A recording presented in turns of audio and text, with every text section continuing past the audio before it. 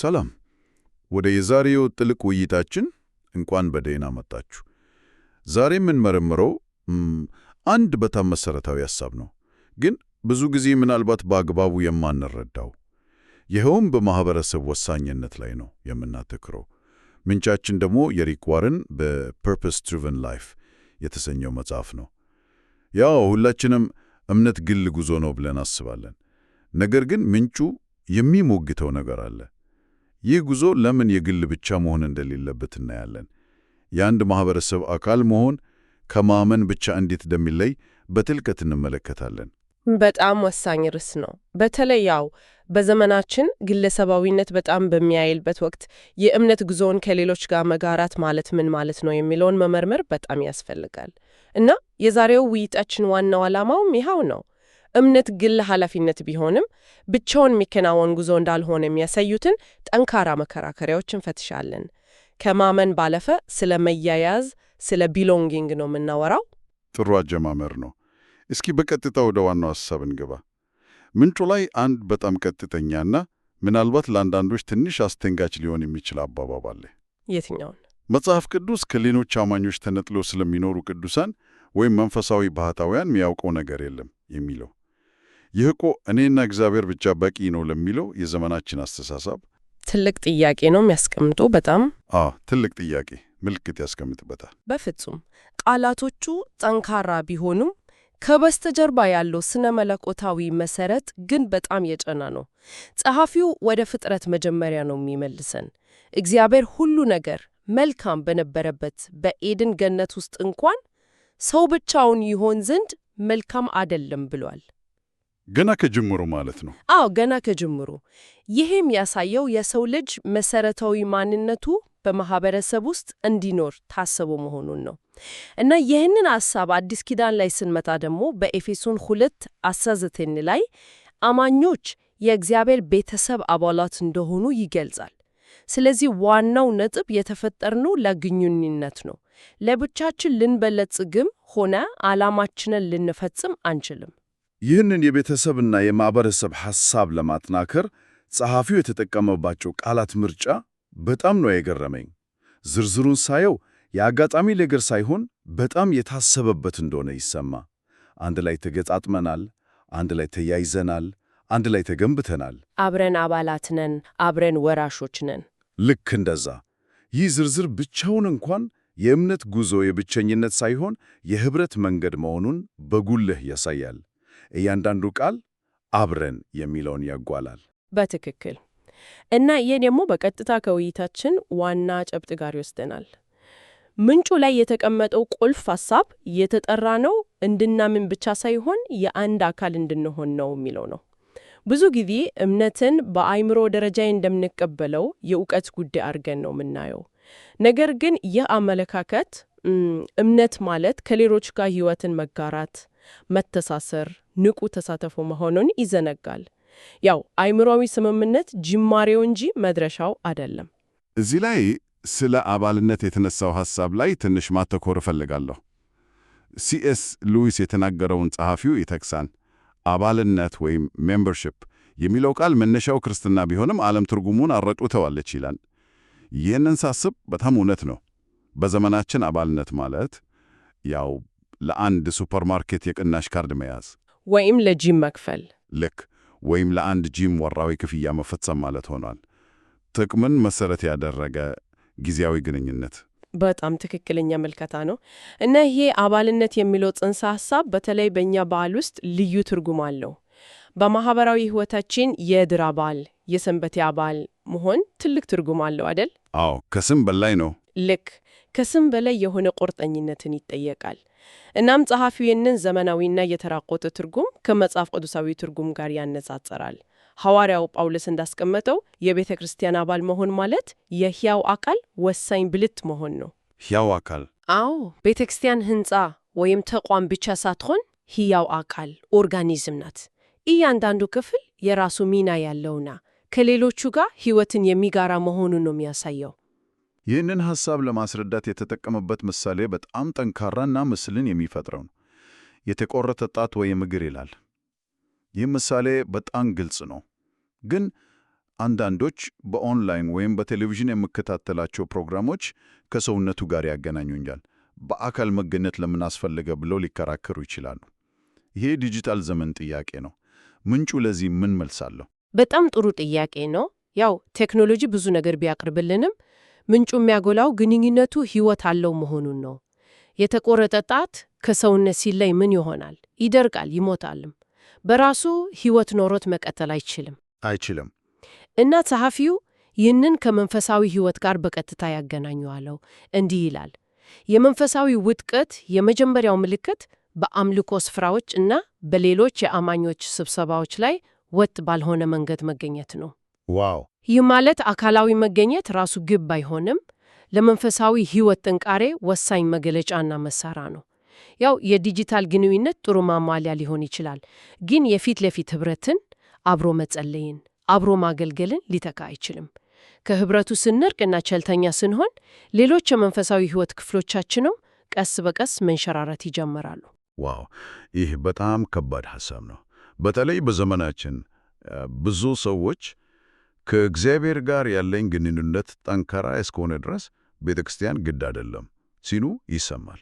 ነገር ግን ምንጩ ከዚህ በተቃራኒ በጣም ጠንካራ አቋም ይወስዳል። ቤተ ክርስቲያን አያስፈልገኝም የሚል ሰው ወይ ትዕቢተኛ ነው ወይም አላዋቂ ነው ይላል። እውነት ለመናገር ይህ በጣም ጠንካራ አባባል ነው። ከባድ ቃል ነው።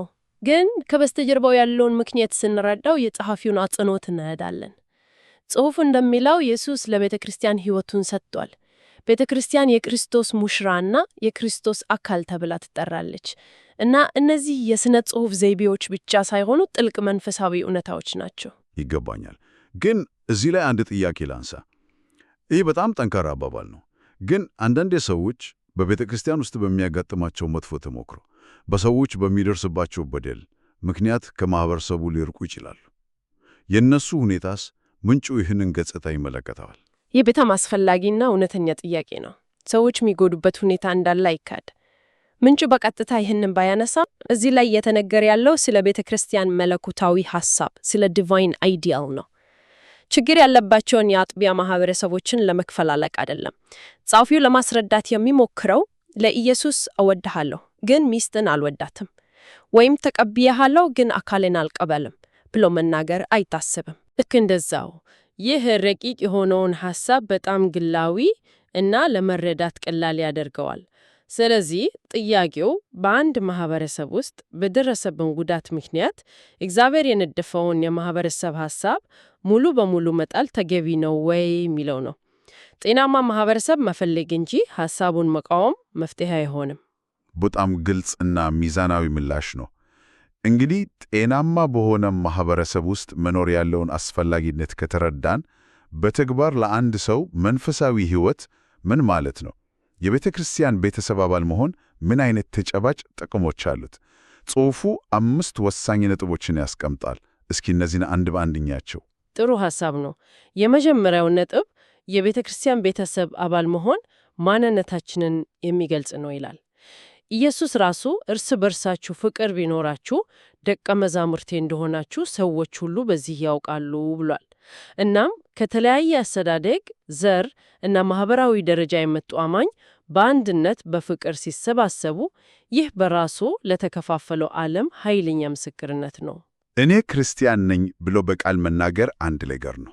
ነገር ግን ይህንን ፍቅር ከሌሎች ጋር በህብረት መግለጽ ፈጽሞ ሌላ ነገር ነው። ሁለተኛው ነጥብ ደግሞ ማህበረሰቡ ከራስ ወዳድነት ማግለል ያወጣናል የሚል ነው። ይቺ አገላለጽ በጣም ደስ ትላለች። ምንጩ ቤተ ክርስቲያንን ራስ ወዳድነት የለበትን ፍቅር ለመለማመድ እንደ ቤተ ሙከራ ወይም ላቦራቶሪ እንደሆነች ይገልጻል። በተፈጥሯችን ስለ ራሳችን ብቻ እናስባለን አይደል? አዎ። ነገር ግን በህብረት ውስጥ ስንሆን ስለ ሌሎች ማሰብን፣ የሌሎችን ስሜት መጋራትን፣ የሌሎችን ሸክም መረዳዳትን እና ከራሳችን ፍላጎት ባለፈ መመልከትን እንገደዳለን። ሶስተኛው ነጥብ መንፈሳዊ ጡንቻን ለማዳበር ይረዳል የሚለው ነው። ይህንን በምሳሌ ብናየው ልክ ጂም ቤት እንደመሄድ ነው። ብቻህን ቤት ውስጥ ፑሻፕ ብትሰራ ጥሩ ነው። ግን ጂም ሄደህ ከሌሎች ጋር ስትሰራ እና አሰልጣኝ ሲኖርህ የምታመጣው ውጤት ይለያል። ማህበረሰብም እንደዛው ነው። መንፈሳዊ ብስለት የሚመጣው ዝም ብሎ አምልኮ ላይ በመገኘት እና ተመልካች በመሆን ብቻ አይደለም፣ ንቁ ተሳትፎን ይጠይቃል።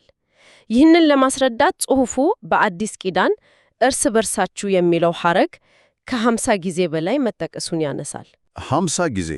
ያ በጣም ብዙ ነው። ይህ ማለት በአጋጣሚ የተደጋገመ ሳይሆን የአዲስ ኪዳን ሕይወት ማዕከል መሆኑን ያሳያል። ዝም ብሎ እግዚአብሔርን ውደድ ብቻ ሳይሆን እርስ በርሳችሁ ተዋደዱ የሚል ነው። በትክክል ትእዛዛቱን ስንመለከት እርስ በርሳችሁ ተዋደዱ፣ እርስ በርሳችሁ ጸልዩ፣ ተበረታቱ፣ እርስ በርሳችሁ ተበረታቱ፣ እርስ በርሳችሁ ተቀባበሉ፣ የሌላውን ሸክም ተሸከሙ፣ እርስ በርሳችሁ ይቅር ተባባሉ። እነዚህን ነገሮች ብቻችንን ሆነን በፍጹም መለማመድ አንችልም። መንፈሳዊ ጡንቻችን የሚያድገው ከሌሎች ጋር ባለን ግንኙነት ውስጥ በሚፈጠረው ግጭት፣ ይቅርታ፣ አገልግሎት እና ፍቅር ውስጥ ነው። አራተኛው ነጥብ ደግሞ የክርስቶስ አካል አንተን አንቺን ይፈልጋል ይላል። ይሄ በጣም ግላቢና ኃይል ያለው ሐሳብ ነው። ዝም ብለን ቁጥር መሙያ አይደለንም ማለት ነው። እግዚአብሔር ለእያንዳንዱ ሰው በቤተሰብ ውስጥ ልዩ ሚና ሰጥቶታል። ይህ ሚና አገልግሎት ተብሎ ይጠራል። ለዚህም አገልግሎት የሚረዳን መንፈሳዊ ስጦታ ሰጥቶናል። እናም ይህንን ስጦታ የምናገኘው የምናዳብረው እና የምንጠቀምበት ደግሞ በህብረቱ ስንሆን ነው። አሁን እና አምስተኛው ነጥብ ከዚህ ጋር ይያያዛል። ማህበረሰቡ ከውድቀት ለመጠበቅ ይረዳል የሚለው ነው። ማናችንም ከፈተና ነፃ አይደለንም። ብቻችን ስንሆን ለጥቃት የተጋለጥንን። ጸሐፊው በኃጢአት ተታለን እንዳንጠነክር በየቀኑ እርስ በርስ መመካከር እንዳለብን ከዕብራውያን መጽሐፍ ይጠቅሳል። መመካከር። አዎ፣ በተጨማሪም በመንፈሳዊ መሪዎች የሚሰጠውን ጥበቃ እና እንክብካቤ እናገኛለን። ይህ ማለት ብቻችንን ስንሆን ልንወድቅ የምንችልባቸውን ፈተናዎች በህብረት ሆነን እንቋቋማቸዋለን ማለት ነው። ልክ በውጊያ ላይ እንዳለ ወታደር ከጓዶቹ ሲነጠል በቀላሉ የጠላት ሰለባ ይሆናል። እሺ፣ እነዚህ 5 ጥቅሞች በጣም አሳማኝ ናቸው። ነገር ግን ይህን ስሰማ ወደ አእምሮ የመጣው ጥያቄ አለ። ብዙ ሰው ቤተ ክርስቲያን ይሄዳል፣ ነገር ግን እንዳልሽው አባል ሳይሆን ተሳታፊ ብቻ ነው። ምንጩ በዚህ ላይ የሚለው ነገር አለ? ቁልፍ ልዩነቱ በአንድ ቃል ይገለጻል። ቁርጠኝነት፣ ኮሚትመንት። ጸሐፊው ይሄንን ለማሳየት ግልጽ ንጽጽር ይጠቀማል። ተሳታፊ ወይም አቴንደር ከዳር ሆኖ ተመልካች ነው። አባል ወይም ሜምበር ግን በአገልግሎት ውስጥ ተካፋይ ነው። ተሳታፊ ሸማች ኮንሱመር ነው። የሚመኮነውና የሚጠቅመውን ብቻ ይፈልጋል። አባል ግን አበርካች ኮንትሪቢዩተር ነው።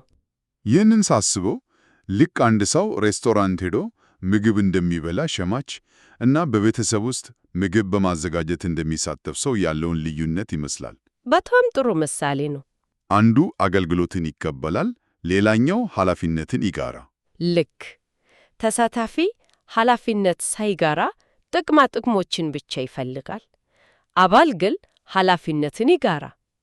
ጸሐፊው እንደሚለው ልዩነቱ ያለው በመመልከት እና በመሳተፍ መካከል ነው። አባልነት ማለት እኔ የዚህ ቤተሰብ አካል ነኝ፣ ስለዚህ ለዚህ ቤተሰብ ደህንነትና እድገት የበኩሌን እወጣለሁ ብሎ መወሰን ነው። ይህ ማለት ሁለት የተለያዩ ግን ተያያዥነት ያላቸው ውሳኔዎች አሉ ማለት ነው። አንደኛው በክርስቶስ በማመን ክርስቲያን መሆን ሲሆን ይህ ድነትን ያመጣል። ሁለተኛው ደግሞ ለአንድ የአማኞች ቡድን ራስን በመስጠት የቤተ ክርስቲያን አባል መሆን ሲሆን ይህም ኅብረትን ያመጣል። ምንጩ ሁለቱም አስፈላጊ ናቸው ይላል። በትክክል የመጀመሪያው ውሳኔ ከእግዚአብሔር ጋር ያለንን ግንኙነት ይመሰርታል። ሁለተኛው ውሳኔ ደግሞ ከእግዚአብሔር ቤተሰብ ጋር ያለንን ግንኙነት ያጸናል። ጸሐፊው እንደሚለው አንዱ ያለ ሌላው ሙሉ አይደለም። ክርስትና የብቸኝነት እምነት አይደለምና። እንግዲህ የዛሬ ጥልቅ ውይይታችን ዋና ሐሳብ የተጠራሁት እንዳመን ብቻ ሳይሆን የአንድ አካል እንደሆን ነው የሚለው ነው። ይህንን ሁሉ የተወያየንበትን ነገር ለማጠቃለል ጸሐፊው ያስቀመጠውን ማስታወሻ ጥቅስ ላንብበው። ከሮሜ 12 ቁጥር 5 ላይ ብዙዎች ስንሆን በክርስቶስ አንድ አካል ነን፣ እያንዳንዳችንም የሌላው ብልቶች ነን ይላል። ይህ ሁሉን ነገር አንድ ላይ የሚይዝ ይመስለኛል። እያንዳንዱ ብልት የሌላው ነው፣ ለሌላው ነው። በጣም ትክክል ነው። እናም ይህንን ውይይት ስንዘጋ አድማጮች በራሳቸው ሕይወት ላይ እንዲያሰላስሉበት በሚረዳ አንድ ጥያቄ ብንደመድም ጥሩ ነው። ሶፉ መጨረሻ ላይ ያስቀመጠው የጥያቄ ግል ምዘና እንድናደርግ ይጋብዘናል። ጥያቄው እንዲህ ይላል። በአካባቢዬ ባለች ቤተ ክርስቲያን ያለኝ የተሳተፎ ደረጃ ለእግዚአብሔር ቤተሰብ ያለኝን ፍቅርና ቁርጠኝነት በትክክል ያሳያል? ይህ ጥያቄ እያንዳንዳችን ራሳችንን እንድንፈትሽና ከማመን ባለፈ የማህበረሰቡ ንቁ አካል ስለመሆን በቁም ነገር እንድናስብበት የሚያደርገን ነው። የጥፋተኝነት ስሜት ለመፍጠር ሳይሆን ወደ ተሻለና ሙሉ ሕይወት ለመጋበዝ የቀረበ ጥሪ ነው።